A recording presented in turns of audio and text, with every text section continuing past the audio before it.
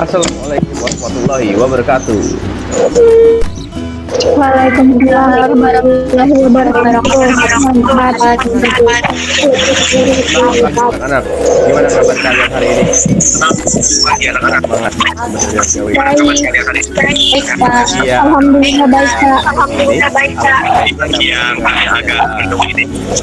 Salam baiknya kita mulai dengan lumayan Pak. Kali-kali Tiap hari Jumat.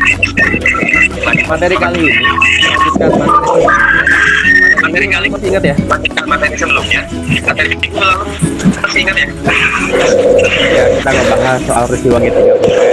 Masih ya kita Nah, ngebahas materi soal kita berkaitan dari minggu lalu. Kita berkaitan dengan materi minggu lalu. Pelajaran ini adalah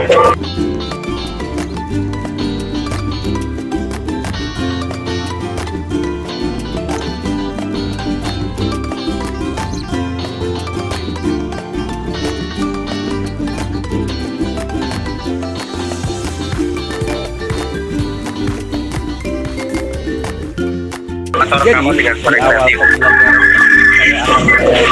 Di awal pembelajaran ini saya akan sayangkan video demonstrasi yang kemarin nanti yang kita bahas soal pers Sura, peristiwa demonstrasi pada masa Omnibus Law kemarin dan demo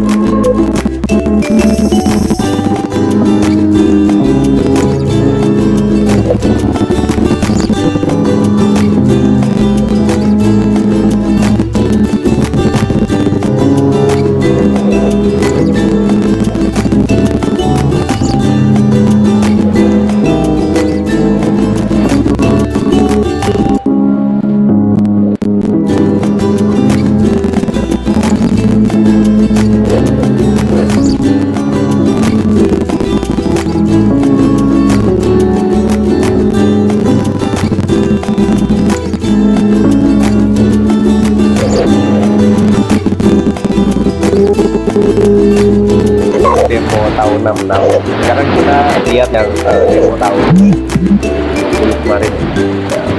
Sangat amat sulit ya, karena di tengah pandemi COVID ini kita benar-benar tidak ekonomi itu sangat sulit, ditambah lagi rancangan undang-undang Omnibus Law yang memang menyiksa dan menindas kawan-kawan bersama rakyat Indonesia. Pandemi mematikan hari ini, tapi RUU akan mematikan Mas. Seperti itu, Mas. Karena faktanya upah minimum regional UMR tetap ada.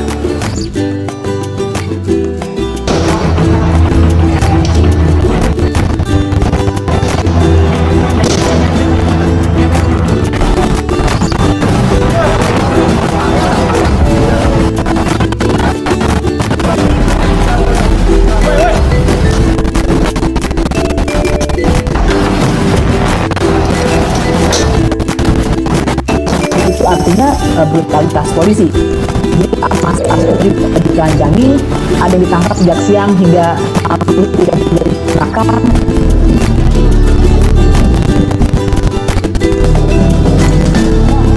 Video tadi ada yang mau berpendapat atau bertanya? Silakan Ayu Santri. Ini kesempatannya zaman dulu untuk Indonesia termotor mereka ya selalu sama gitu. Ya, terima kasih Ayu Santri. Ada yang mau menanggapi? Aulia Wulandari. Demonstrasi aja yang berlebihan tuh dalam menyampaikan Ada yang mau pendapat. menanggapi lagi? Makasih Aulia. Jelas. Silakan Rena. Enggak juga sih, karena kan demonstrasi jadi rusuh karena ada dipancing gitu, terus katanya ada penyusup yang bikin rusuh, terus pihak yang ngamanin itu kayak polisi jadi punya alasan buat kasar atau Oke, terima kasih anak-anak atas keaktifannya dalam Terima kasih anak-anak atas Jadi dua asumsi itu tadi ada yang pro atau kontra dengan polisi. Saya sependapat, tapi juga sekaligus tidak sependapat. Yang pertama, dalam masa aksi pasti ada koordinator yang akan mengatur demonstrasi biar gak ricuh tuh. Sekalipun tadi kata Rena ada penyusup, udah jadi kewajiban panitia aksi untuk melihat situasi sebetulnya. Yang kedua juga polisi bertindak berlebihan memang iya, diakuilah sama banyak orang yang kemudian datang ke masa aksi itu.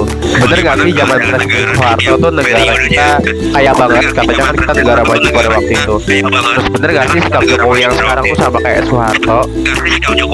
Nah, untuk lebih jelas lagi, kita tonton video satu lagi yang ngebahas soal kebijakan Soeharto pada waktu itu. Soeharto pada waktu itu. Yang kedua adalah peran negara sangat kuat dengan adanya dominasi dari dua kata ABRI dan juga ekonomi liberal seperti itu. Kemudian yang ketiga ada otoritarianisme, jadi pemerintahnya sangat otoriter. Nah, contohnya apa? Ini otoriternya yang pertama ada NKKBKK, normalisasi kampus dan badan koordinasi kampus. Jadi si kampus-kampus itu dibatasi, demo aja nggak boleh tuh pas zamannya orde baru. Kalau kalian demo nanti kalian bisa masuk ke undang-undang subversif gitu, kalian melawan negara gitu ya. Dulu pernah ada tuh Tempo yang kena tuh Golkar. Jadi jangan percaya kalau ada yang bilang piye kabar temanku tuh enggak enak, seriusan dah. Selanjutnya, menyesuaikan dengan metode pembelajaran daring ini, maka metode yang saya gunakan adalah PEMOSA. Itu singkatan dari Picture Movie Active Student. Jadi gini, lewat video-video yang tadi udah ditayangkan, ada 3 video. Diskusikan hal ini dalam kelompok yang kita buat minggu lalu. Masih ingat ya, yang ada 3 kelompok. Jadi pertanyaannya adalah, apakah ada hubungan antara ketidakpuasan rakyat dengan jatuhnya sebuah pemerintahan?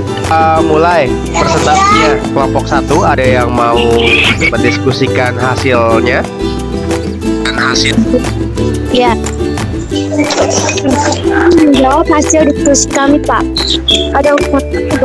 Kami kan punya hak bayar, Pak.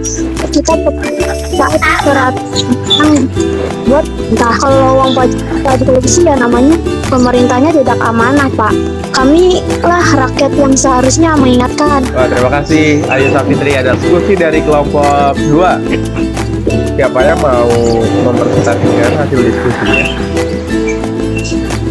Jawab hasil dari diskusi kami, Pak. Sama seperti kelompok 1, ada hubungan Pak dalam segera demokrasi ini akan kekuasaan tertinggi ada di tangan rakyat.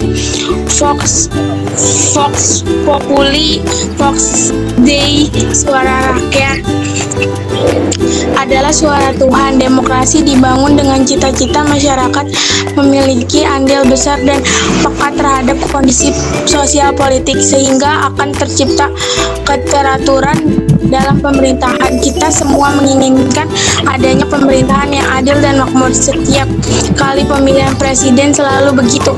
Saya mau mempresentasikan hasil dari diskusi kelompok 3. Tapi kami sepakat, Pak, dengan kelompok 1 dan 2 ada hubungannya antara ketidakpuasan masyarakat dengan jatuhnya sebuah pemerintahan. Mungkin kelompok kami akan melengkapi dengan contoh ya, Pak. Ada 2 demo besar sebelum Omnibus Law ini. Yang pertama demo Tritura yang menyebabkan Soekarno akhirnya lengser. Yang kedua adalah demonstrasi reformasi tahun 98 yang menyebabkan Soeharto turun. Tapi juga banyak demo-demo besar yang tidak berpengaruh apa-apa, Pak. Jadi menurut kelompok kami harus ada faktor tambahan selain demo yang menyebabkan jatuhnya sebuah pemerintahan itu. Oke, terima kasih Fani. Ada lagi? Terima kasih atas diskusinya. Terima kasih atas Sudah diskusinya. sangat bagus sekali. Dan peserta didik juga aktif dalam diskusi. Jadi, untuk mengkonfirmasi pemahaman kalian tentang materi ini, Nanti kalian kerjakan evaluasi, nanti kalian kumpulkan di Google Form yang udah saya lampirkan. Jadi mari kita bersama-sama membuat kesimpulan untuk materi ini. Apakah ada siswa yang ingin mengutarakan kesimpulannya?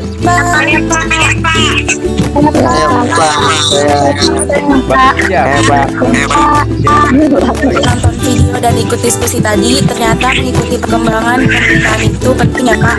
Ternyata setiap suara yang kami pakai setiap pemilu atau kelak saat kami mulai ikut demo itu bisa merubah situasi negara. Khusus untuk materi ini yang bisa saya pelajari adalah bagaimana Soeharto pintar dalam menjalankan pemerintahannya. Dia langgeng selama 32 tahun. Dia dengan menekan rakyat biar nggak demo. Kalau ada demo, ditangkap atau ditembak. Kebijakan setiap pemerintahan sudah menjadi kewajiban kita dalam mengawasi setiap keputusan yang diambil pemerintah.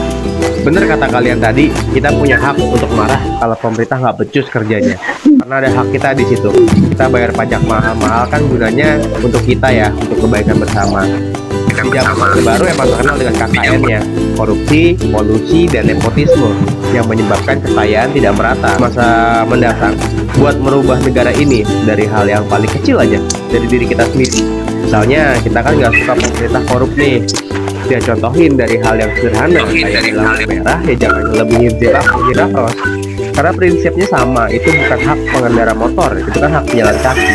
Jangan kita pernah ambil hak orang lain walau sekecil upil. Kalau kalian benci sama pemerintah karena banyak nebang hutan, ya contohin dari diri kalian sendiri, dari hal yang paling sederhana kayak jangan buang sampah sembarangan. Dan juga sama alam juga nggak akan marah sama kita dan nggak akan nyerang kita lewat bencana alamnya. Mulailah dari hal-hal yang kecil. Jika udah kebiasa dan dilakukan dengan kontinu atau terus menerus, insya Allah kelak kalian jadi pemimpin pasti akan jadi pemimpin yang baik dan amanah. Terima kasih untuk pembelajaran hari ini. Saya tutup dengan membaca hamdalah. Alhamdulillah. Terima kasih. Alhamdulillah.